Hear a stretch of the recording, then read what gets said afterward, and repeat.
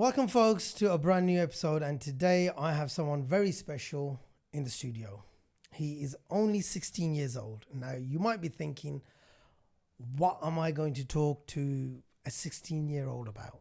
But this young businessman caught my eye on TikTok. And I was just kind of scrolling through as you do. And his video started coming up. And at the age of 16, he's cold calling businesses, getting work, securing appointments. And that really kind of inspired me to ask him to come on board, to come have an episode and talk about his journey and what exactly kind of drove him to start his own business at the age of 16. So in the studio today, he's kindly come down all the way from Dewsbury, and he's with me. Mohammed, thank you very much for coming. Thank you for having me on. Yeah, I appreciate it. Well, pleasure's mine. I never thought I might be able to kind of get in touch with you because let's, be honest, you probably get hundreds of messages with what you're doing. And I thought, let me just find out what's the worst case, scenario, a no or something. Because usually for somebody at the age of 16 to travel, 2.5 hours did you? 2.5, 3 hours, yeah. 2-3 hours, yeah. all the way on the other side of the country. It's, parents are quite reluctant unless they wanted to come with you, which is fine. And it was, it's really nice to have you in the studio today. Yeah, grateful for being here. Is it your first time? First time on a podcast, yeah. Wow, you looking forward to it? Yeah. Excited? Yeah. Right, well, we're not going to waste any more time. So my first question to Mohammed is, what sparked your interest in business at such a young age, and who or what inspired you? More or less just the freedom of being able to do what I want to do, what my dream is. Since a young age, so I started my first business when I was 11. Oh, wow. I was flipping items on eBay. So I At used to the go age, 11? 11, yeah, 10, 11 years old. What I used to do is I used to go on eBay and I used to buy iPhone chargers. I used to sell one for £5. But if you brand it really well on eBay, like if you make the product pictures look good, people will click on and they'll buy. So that was my first ever business idea. It was more or less just being able to work for myself and what I have a passion to do. But you're just at 10 years old. 10-year-olds are just too more interested in playing games than thinking so far ahead that I want to work for myself. Games, I've played games, yeah, but I've never really enjoyed playing games. My kind of game is working, doing stuff, providing value. These questions, because I didn't send you any questions, right? And I was itching to ask you the questions when I picked you up. But it's just so inspiring to see that mindset at such an early age. Not everyone has that. I mean, you look around yourself now, how many 16-year-olds are doing what you are doing? I mean, I said to you before that I can have someone who's 50, 60 years old and talk about their past, that when they were 16 years of age, they did this and they did that. Okay, which is great. It's inspiring to some degree, but to have an actual 16-year-old in the studio doing the graft, putting the work in, I think that kind of resonates differently with your age group. So what is your plan? Where do you want to go? Where do you see yourself, when you're 20? In next 4 years, 5 years? So the current plan is to scale my software company, get it as, established as possible. And I see myself, successful working for myself. I want a team. I want to be the leader of big company. So do you have like any friends that are on the same kind of wavelength as yourself? No, not really. Do you have any friends? How's school? School's good. Do you enjoy going to school? Because a lot of people with your mindset, they tend to find school is boring because it's a very systematic way of doing things, and it's not very creative. I mean, I was like that. I didn't enjoy school. School is one thing, but it's blessed to have like the opportunity to go and learn. Like, if you compare yourself to other people in other countries, they don't have such opportunities. Like, just going to school alone is someone's dream. True. So alhamdulillah, like, I'm blessed to be able to go to school, get an education, learn. So when at the age of 10, when you first started selling chargers, how did you approach your parents about it? Like, what did they think of it? Like, did you say, "Oh, Dad, Mom, I want to sell chargers on eBay. Can I borrow some money?" No, so what it was, so I got my own bank account when I was 10, 11. That's my parents opened my first bank account for me. Yeah. And, it was, when you have a bank account, you want money in there as well. So, yeah, obviously, I was just looking around, and then I saw 2 listings on eBay. And then there was one you could buy iPhone chargers. You can get like a pack of them. And then I thought, okay, what if I buy them, sell one each for like individual price? And that's what I was doing. I sold at least like 100 of them. So how did that go? Why didn't you take your eBay shop forward? I didn't really want to go into that. Like, I've always had a passion for coding, programming. So I've been doing coding since I was like 7, 8. I got into Python, website development as well when I was 7, 8. I started a website agency when I was 11 after the eBay stuff. But the issue I had is I wasn't really taken seriously. You're too young. 'Cause I'm young. Because the thing is, with me, right, my voice was very squeaky at a young age. So when I tried to do cold calls, but no one took me seriously, because of the young age. I was actually often taken as like I was a woman because of how squeaky the voice was. Oh, bloody hell. So, not that there's anything wrong. Like, women can be cold. Yeah. I'm not saying that. But, many young people, right, find it very hard to stay motivated. I mean, they'll start something. They're all motivated and everything. But then after a couple of months or 6 months, that motivation starts to kind of get deviated. The attention span's not there. They want to do something else because of that whole energy that they have in them. They want to do this, they want to do that. And which is fine because they're at such a young age and they just want to know what they want to do. So they're kind of jumping around from one thing to another. So what drives you to keep going even when things get tough? It's just like that in a business. When you start a business, it's not gonna work straight away. It's gonna take some time. It's gonna it's gonna take time to Because look, now you started that eBay. You stopped that. Now you're doing the websites. So what's now? You're gonna do that for a couple of years and then do something else? I mean, that's what I mean. Because see, like, why not just continue the first eBay that you started? See, eBay isn't, for me, it wasn't something I had an interest in. So like, I'm only gonna do what I enjoy doing. So right now I'm doing websites. If there's parts of websites I don't enjoy doing, I'll outsource the work. I'll tell someone else to do it. I'll pay someone else to do it. I'll only do what I enjoy to do and what I feel good doing. Because at the end of the day, it's quality as well. Yeah. So what do you enjoy doing on a website? I like making them. I like the sales part of things.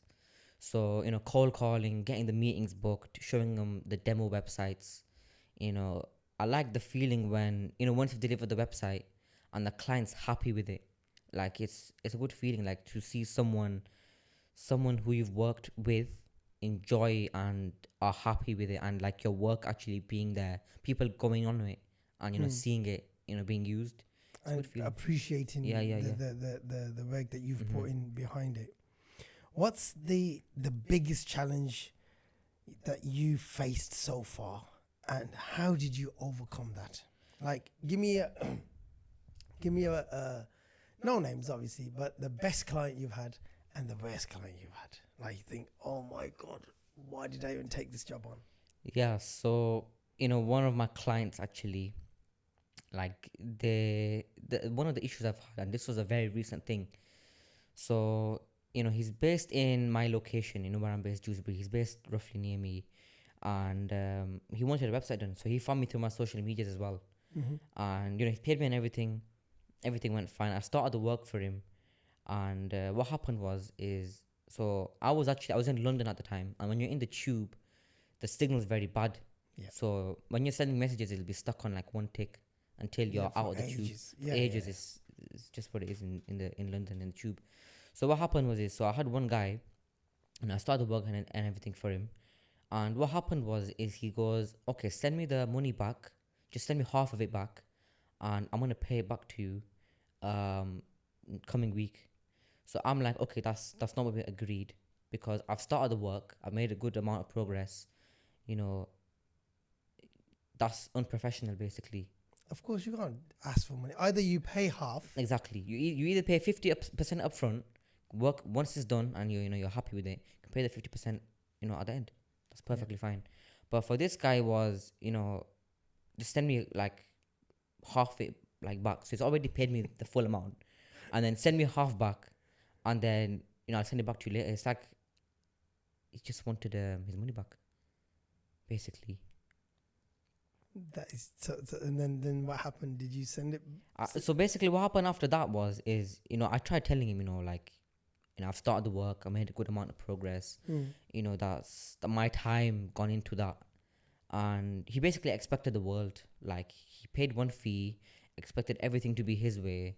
What happened was, at the end though, he made his mind up that he basically he's already set on getting his money back. And I told him, like, even if I send it to you now, it'll take 5 days to come back to your account, because he said he wanted it by the end of the week. So at the end though, the thing is, he's in my area as well, and it's all about reputation as well. Yeah. I ended up refunding him that, and then it was exactly 1 week later, he's come back to me on. So basically, I blocked his number after that, because the way he was talking to me was just not good at all. Like, I don't want to work with someone who's not going to respect me, my morals, and ultimately respect my time, because I put a lot of time into that. So at the end though, he come back to me. He messaged me on a different number, because I blocked him, and he's like, I want you to do the website for me now. And I just told him straight up, like, I don't mind doing it for you. I've got all the content still on my laptop at home. I've got all the content written, got the design already done. But if I'm to work with you, you need to respect me though, and take accountability for what you've done. So it's respect as well. Yeah, of course. It's not, you can't, just because you're a certain age, right, and you're starting off or whatever it is, like it says, you got to respect that person. A lot of people, they try to take advantage of me, especially because I'm young. They try throw lower prices. They're like, okay, so this company is charging me this price, but they're already well established, whereas you're still at the bottom. But the way that I see is, if you were to go with a bigger company, you're just another name in the book. Especially when a company is first starting out, you're gonna have their full attention, basically. Yeah. Because they're so new that they want to make it work for you. As if basically, if they don't win, then you don't win. Yeah. That's how it is. And that's what the people don't see. They think, oh, I'm going to get it done from a bigger company, but there's a lot more people that are involved in that company. You'll be lost. Like I said, you'll just be another number or another name in their books. Oh, you got to get this done. But when it's an individual who's starting off, it's a lot more personal. And like you said, you have to make it work because you want more work. There you go. So you got to do whatever it is necessary for that same amount of price. And I think that's where a lot of people go wrong. You think, oh, he's young. He's still kind of trying to make it, and we can kind of really kind of crush him down with price, not realizing that, you know, this guy's going to give you more for your money's worth. Do you understand me? So, but, and what's the best client you've ever had? That you thought, you know what, I wish every client can be like this. Just when they're straight up and to the point, like once they've told you what they want, I wish that, you know, obviously it won't be like that. You know, people are going to want stuff changed, and that's fine. Which is fine. You get the first, second, third changes. There you go, whatever. yeah. But it's when they just keep asking for constant changes and they expect it to be done. They expect it to be done like so quick. It's all about speed for them, which I get though. And they want to get it done out of the way so they can focus on other things. But you know, they're only thinking about their side. They need to look at, you know, the actual person doing it side as well. You know, they've got human life as well. They got stuff. They got life. Yeah, you know what I mean. Plus, you're probably working on 4 or 5 other projects as well, and they're all expecting everything to be done yesterday. You know, so you can't just please everyone. It is quite difficult. And from your experience now, how did you first start the whole cold calling thing? How did you come up with, okay, I'm gonna do this website business, right? I'm getting old. I'm 16 years old. Yeah, I don't know what's gonna happen in my life, right? I want to start cold calling. Tell me the first time you cold called a business and how was that experience? So the first time I cold called a business, it was an electrician, and you know, they didn't have a website. So basically what I done was I went on Google and I searched up electricians near me, and there's a full list of, you know, electricians in your area, and it was actually one of the first ones on the list. I noticed they didn't have a website. So you know, I'm good at websites. Been doing it for 7 years now. Since I was 7, 8 years old, I've been doing websites. So I thought, you know what, let me just call them up and, you know, ask them. I've looked at online. I've looked at some other people's cold calling as well. You know, it's the confidence though, and a lot of things. One thing I noticed is with some other cold callers online is they just follow the script word to word. Like what they're doing is they've pre-wrote a script and they just follow that word for word. But it's more about, you know, building trust and sounding like a human. Yeah. If you make a genuine connection with the cold call and if you build enough trust, you'll bag the sale easy. So you know, I called this guy up. You know, it was one of my first ones for websites. I called this guy up. You know, like, you know, I made you a demo website. Let me show it to you. I booked him onto the meeting, and that was actually on Eid day. So on Eid day in the morning, after namaz, I was cold calling in my room, and I booked this guy in a meeting, and you know, it was the first one. So you know, I felt very happy that, you know, I managed to get someone's time for me. He didn't show up to the meeting though. He didn't show up. I tried following up with him, but he just didn't show up. But you know, I uploaded that call on TikTok, and it got like 60k views in 24 hours. Wow! So I knew that there was a lot of potential moving forward. So I just went all in on it. Cold calling, 2-3 hours a day straight, no breaks. Cold calling, number after number. Wow. Hundreds of rejections. It took me like 200 cold calls to get to where I am now. 200 cold calls with no meetings booked. Oh, bloody hell! It was a long process, but it was worth it in the end. I really liked the sales part, and I think another thing that helped me was I was doing door-to-door sales. So I have a software that I made, and I was selling it to hotels. It's review software, and in a nutshell, what it does is it brings in a lot more positive reviews, which gets you ranking higher up on, you know, search, but it hides negative ones as well. So that gives the business a big, you know, boost, and you know, sort of like a superpower compared to their competitors. Because if they're not getting any negative reviews, they're going to rank higher up. That's more revenue on the table, because it's 93% of, you know, consumers, they look at reviews before choosing a business. So what I did was it was 1 week in July. I went every single day to Leeds, and I just walked into hotels. Beforehand, I just looked up like what's the manager's name, what's the owner's name, who's the decision maker's name. Just go on LinkedIn, just type in the hotel's name, and they'll come up with people who work there. Or you look on company's house, shows up this person works here, this role.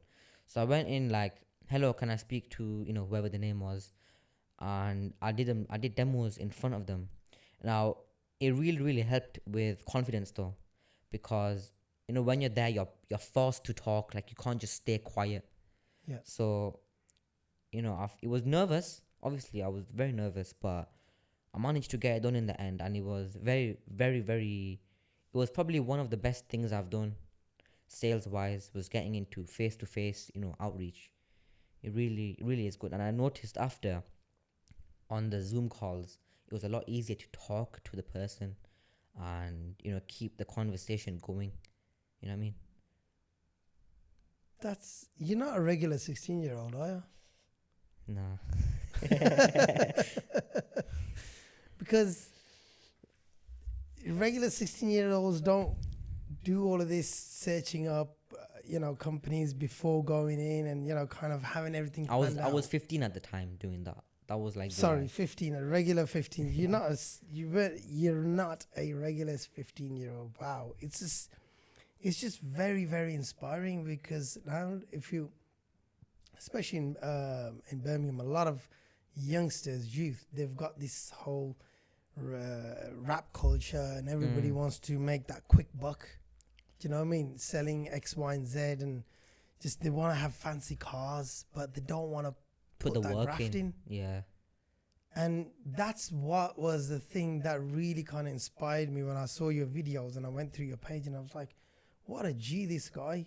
Like, 16 years old, doing his thing. He's in his room and he's talking to older businessmen who can literally just put down the phone and say, nah, mate. But like you said, 200 calls with rejections. I wouldn't do that. The more no's, closer to a yes. That's what I was telling myself. The more no's you have, you're closer to a yes. So that kept me very motivated. Just telling myself that. Yeah. That was good. It kept me going. That's really, really, really inspiring, man. And you know what? What qualities do you think are essential for young people today who want to become successful in business? Communication. If you can't talk properly, you're not going to get very far. You need to know how to talk with people properly. You know what I mean? When you say properly, is that using the right words, or is that being respectful? Both. You have to keep it professional, but in general, just be able to hold the conversation and build trust. You need to know how to communicate.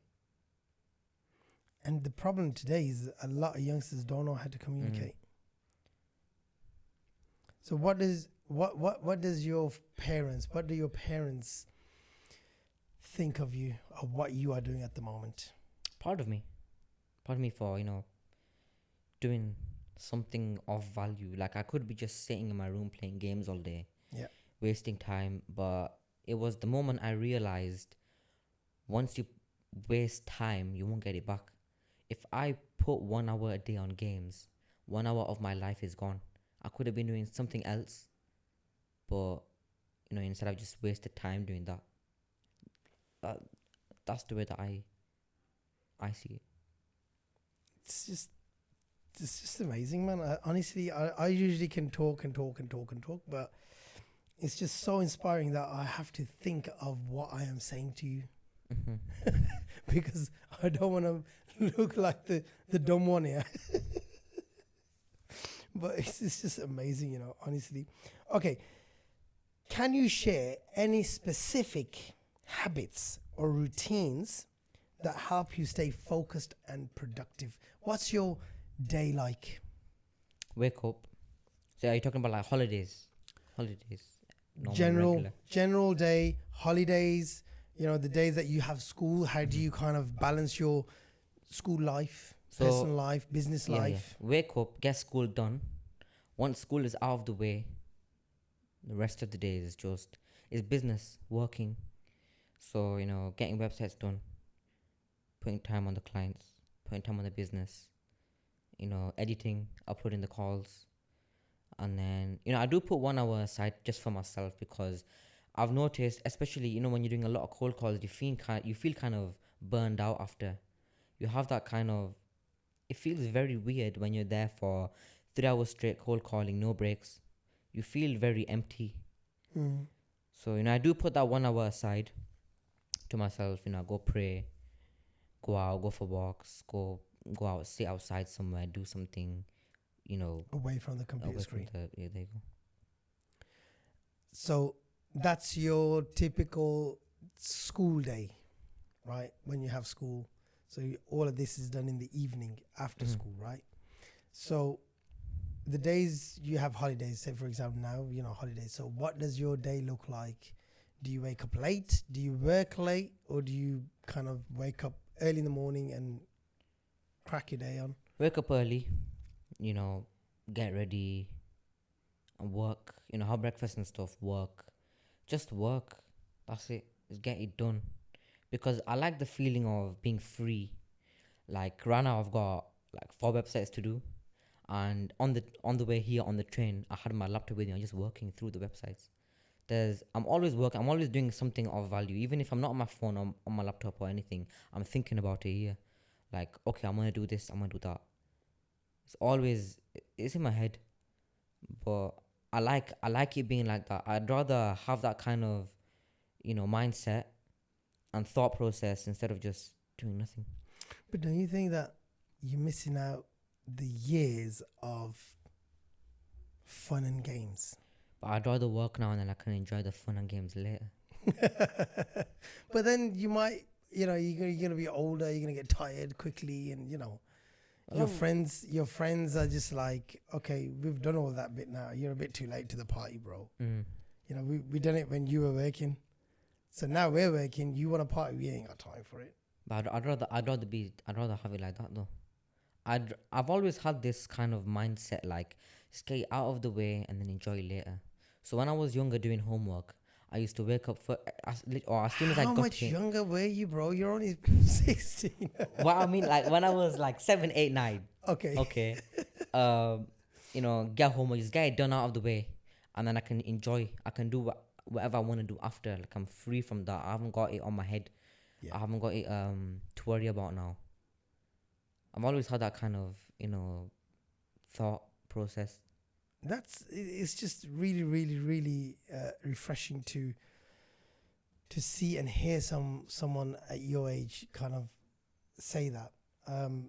And what's one piece of advice, you would give to other teenagers who want to pursue their dreams? Just do what you have a passion for, and don't let anyone tell you what you can and can't do, because at the end of the day, it's your life, and if you're gonna let other people control what you're doing, you're not at your full ability, are you? Mm-hmm. So, yeah, like when I was starting out my TikTok, a lot of people from my school, they found out about it, especially when I was like 1,000, 2,000 followers. A lot of people in my area, in my school, town, family found it. And, I used to get a lot of comments or DMs like, oh, this is cringe, this is corny, delete it, get rid of it. Really? Yeah, a lot of people used to do it. But then, like I had... People that you knew? People that I knew, yeah. Like, but then once they start seeing that, okay, he's getting 20k views now, 60k views, 100,000 views now, 200,000 people are all commenting, mashallah, this is very good, inspiring. There's no hate on the comments. They all switch up. Like I had one guy, when I was first starting out, I'm guessing it's, when you have an account, it shows up to like your contacts first, who you've got in your phone contacts. So he probably found that account from there, saw my videos, and was like, okay, this is cringe. He messaged me, is like, oh, your content is so cringe, bro. And then it was like 2 months later, when I was on like 5,000 followers, I just hit 5,000 followers. He messages me saying, oh, you should teach me sometime. You're doing very good, mashallah. Let's link up sometime. It's like, why? See, this is the problem. Who was this guy? Is the same age as you? Same or- age as me. He's in my year. He's in my school. See, like, why can't people see that vision for you It's just rather than from trying to bringing someone down? Why can't you say, you know what, you're doing really good. Keep going.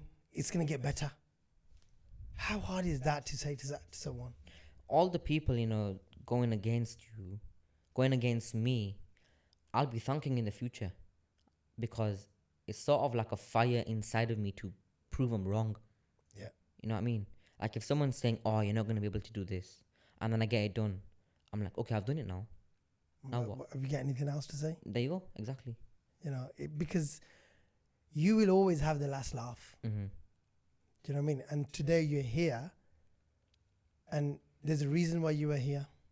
I could have not have done it, but because I saw what you were doing and it was really inspiring, and this is the whole point of the podcast when I set it up is provide a platform for people like yourself who are putting out good stuff, good energy out there, who want people to do well, who are, inspiring.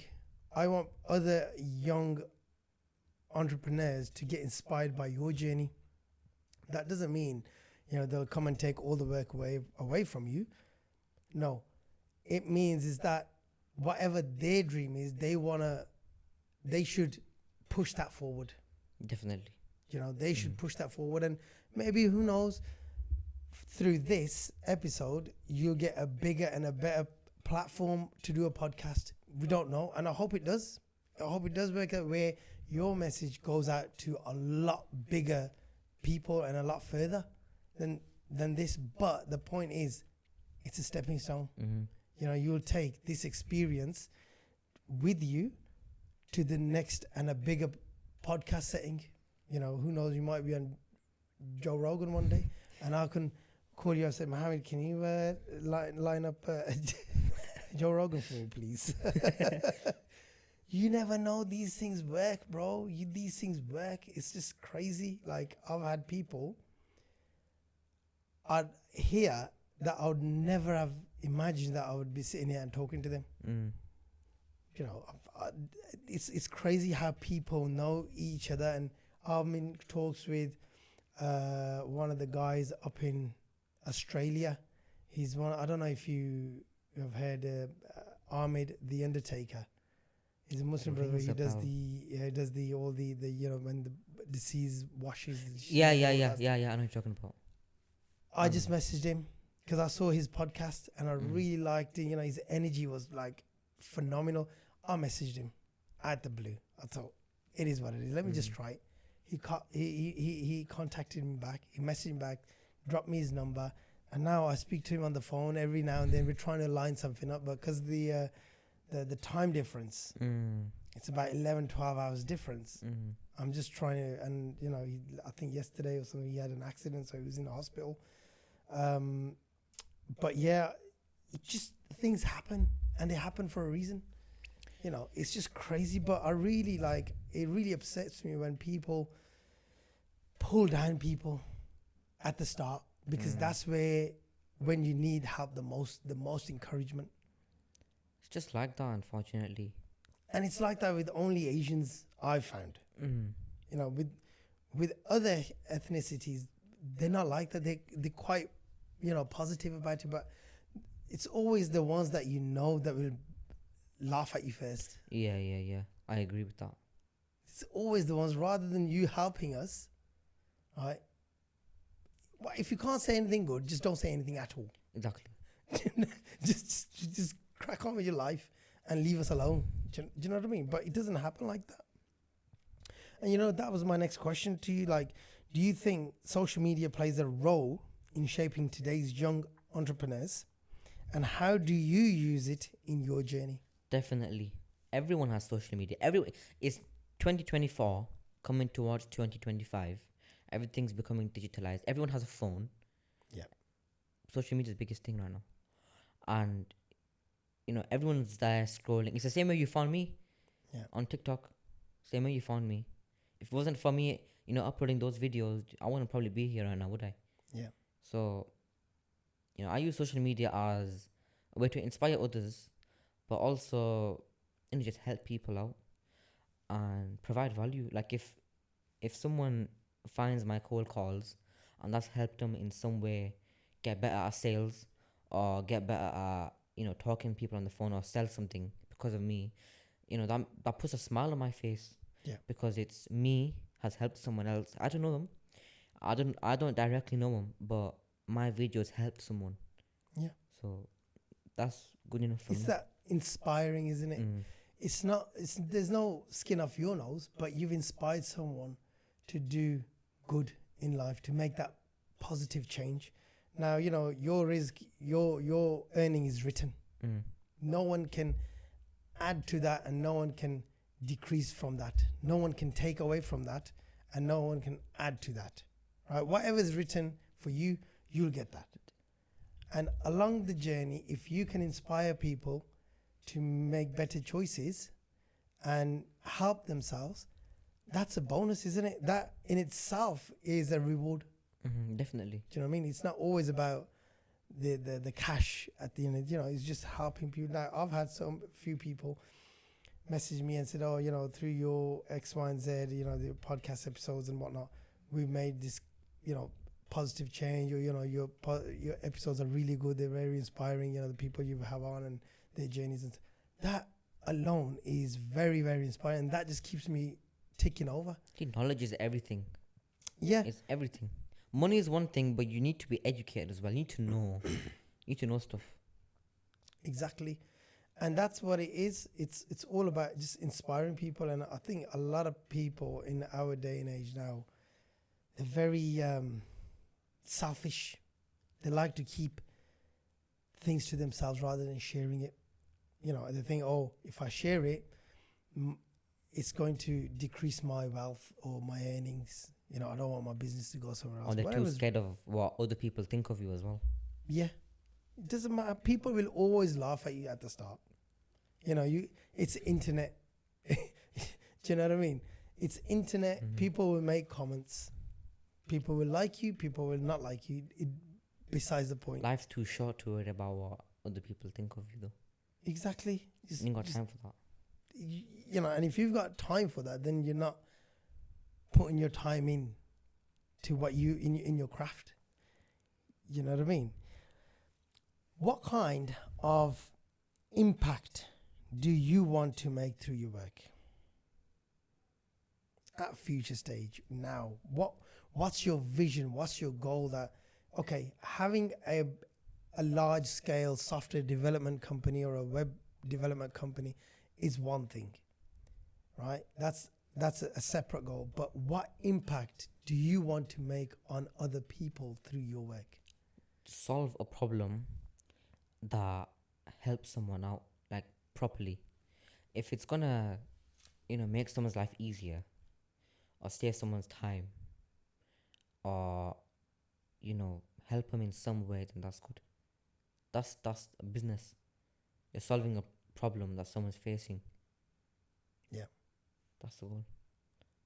So you want to help So right now, people. it's helping businesses that haven't got a good online presence. Yeah. That are struggling to get work. Business is slow for them. Might be like an old guy. He doesn't know. He knows the service very well. He knows how to, do a roof or install something or whatever his service is, but he doesn't know how to market it and get himself out there and get people finding him. Yeah. True, because you get a lot of these tradesmen who don't have time or who are not very tech geeks, and they kind of have been left behind, even though their work is probably better than 99% of their competition, right? Because of their online presence is not there. They just kind of get left behind. Definitely. What do you think of AI? Yeah, it's going to be the biggest thing. It is. It's going to replace me as well. It will. In the future, it's going to come. It's going to come for me. It's going to come for all the website agencies. It's going to replace them. Do you reckon? How, from your experience or from your vision now, what are you going to do to prevent that? Are you going to tackle the situation. I don't know how you're going to do that, or are you going to implement that? Implement, but it is a race to the top before it comes at you. It's either against you or it's with you. You know what I mean? Yeah. Like in 10, 20 years, AI is going to be probably the biggest thing.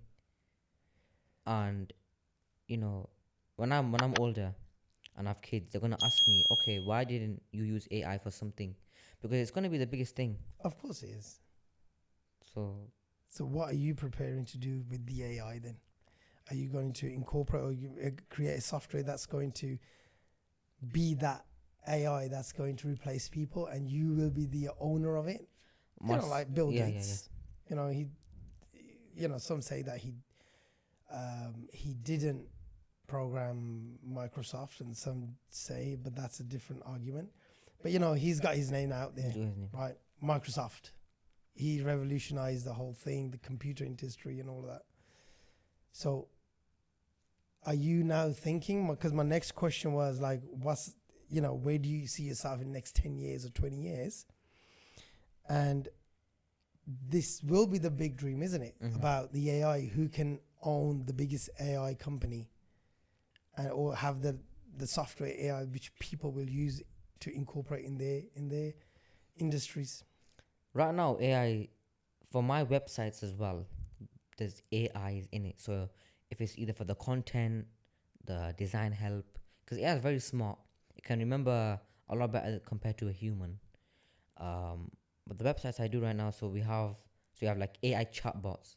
So like customer service, it'll replace customer service agents. Okay, someone needs help with their order. The AI is trained to handle that customer easily within seconds, minutes. Oh yeah, it's a lot faster as well, and it doesn't take time off. It doesn't take time off. It's always there. Always there. 24/7. It's never off sick. There you go. But it's really, really interesting because it's just moving so fast now that you got the Chat GBT 4 version 4. I haven't tried that, but apparently it's meant to be like the next wow thing. But have you used any other AI softwares like that? Because I think this is the best one, the Chat GBT one. ChatGPT is very good. It's integrated with a lot of other platforms as well. So you know what Canva is? Canva. It's the app, isn't it? It's the app, yeah. You can make photos and edit stuff on there, make logos and stuff on there. ChatGPT and Canva work together as well. So you can go on ChatGPT and go on Canva and say, make me a slideshow or a presentation for anything, and he will make it for you. He'll put pictures there, put the content there, put the design there with the colors, everything, and in seconds. And that would probably take a human a couple hours? Probably more, depending on how big it is.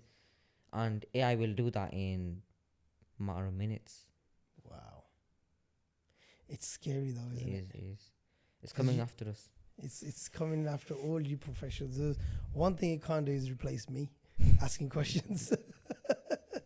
You never know. There might be an NASA robot one day sitting here talking to you. But it's just one of those things. It's very scary. And you know what? I think it's very important as well to be now prepared for it. And, be okay, this is going to happen in the next 10 years. Because obviously your line of work, you have to know what the future is to kind of be that next big website designer, or this is the next big platform. Have you ever thought of creating your own platform like Wix and stuff like that? Because these are huge platforms, aren't they? I'll be honest, I'm just going with the flow. Like wherever life is taking me, I'm just going through it. I've got website agency, I've got the software as well. Mm-hmm. So you still got the hotel? The hotel software is all in one. So there's my agency, Rocket Launch Digital. Mm-hmm. So we do websites, CRM as well, which is customer relationship management. So basically, that's the way businesses and the customers communicate with each other. That's all got AI built in. And the software that I use, the website you can make changes through the website from there as well. So it's a lot easier for the clients. Let's say they want to come on, make changes. It's very easy. It's all through one platform, and the entire thing is automated. So we can automate the entire infrastructure of a business. So, for example, a roofer, they can come on, fill out a quote, put some pictures of what work they want to do, the customer wants to have done, and it will automatically send a quote, send the invoice, send the notification to my client saying, okay, someone's filled out the form, just check it out.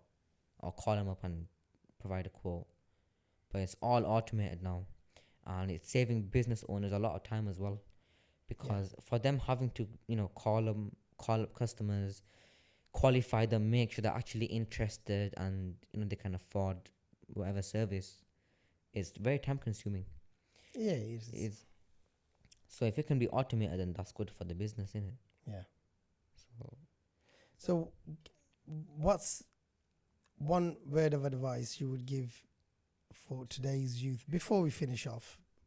Because you've got a lot of time wasters. Let's be brutally honest. You have a lot of time wasting youth today, with not much to maybe even no ambition, but to have a nice car.